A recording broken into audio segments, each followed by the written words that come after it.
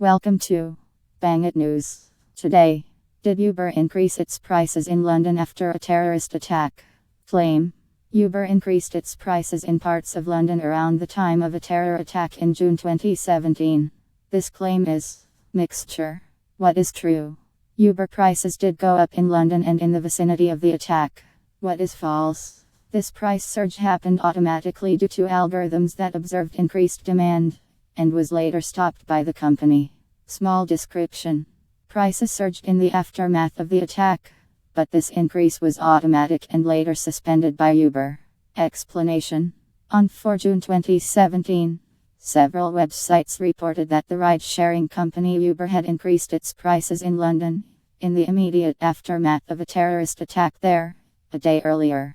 CNN, for example, reported Uber has been accused of taking too long to turn off its surge pricing feature after a deadly terror attack in the heart of London. App users complained that they were being charged inflated prices on Saturday night after a van plowed into pedestrians on London Bridge and 3 knife-wielding men attacked revelers in a nearby nightlife district. The Daily Mail carried the headline "Social media erupts as Uber's prices rocket in aftermath of London terror attack, but company says it immediately removed automatic increase as horror unfolded." And Resistance Report went even further in its accusations against the company. Ride-sharing company Uber took advantage of the London terrorist attack to make a hefty profit off of people evacuating affected areas. There is no dispute that Uber prices were elevated in London around the time of the attack, which police say started just after 10 p.m. local time.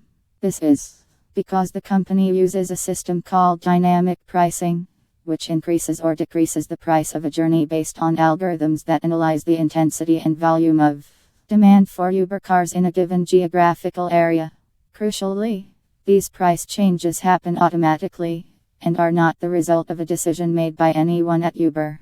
However, dynamic pricing can be switched off manually, which is what the company says happened in this case. A spokesperson for Uber told us, "We suspended dynamic pricing all around the area where the attacks took place at 10:50 p.m. minus a few minutes after the first media reports and before the first statement from the Met Police. We also ensured all rides from the area were free of charge minus refunds. Were all made yesterday, 4 June.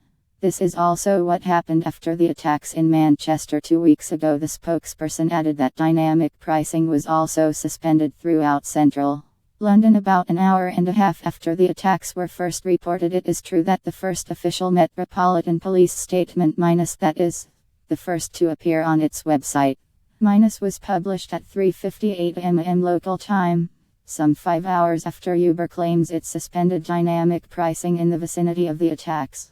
However, the Met Police Twitter account first posted an advisory about what transpired to be a terrorist attack at 10:28 p.m.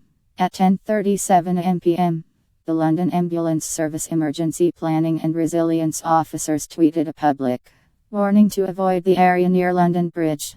In any event, while a price surge was ongoing at the time of the attack, it was switched on automatically, and Uber does appear to have switched it off within 25 minutes of the first reports of a serious incident.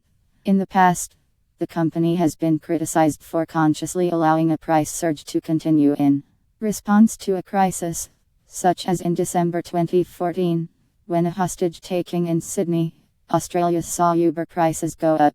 Uber appeared to defend this practice at first, explaining on Twitter, fares have increased to encourage more drivers to come online pick up passengers in the area. However, the company later apologized. The events of last week in Sydney were upsetting for the whole community, and we are truly sorry for any concern that our process may have added. We didn't stop surge pricing immediately. This was the wrong decision. We asked Uber whether they had changed their policies to prevent such actions being repeated, but we did not receive a response to that question.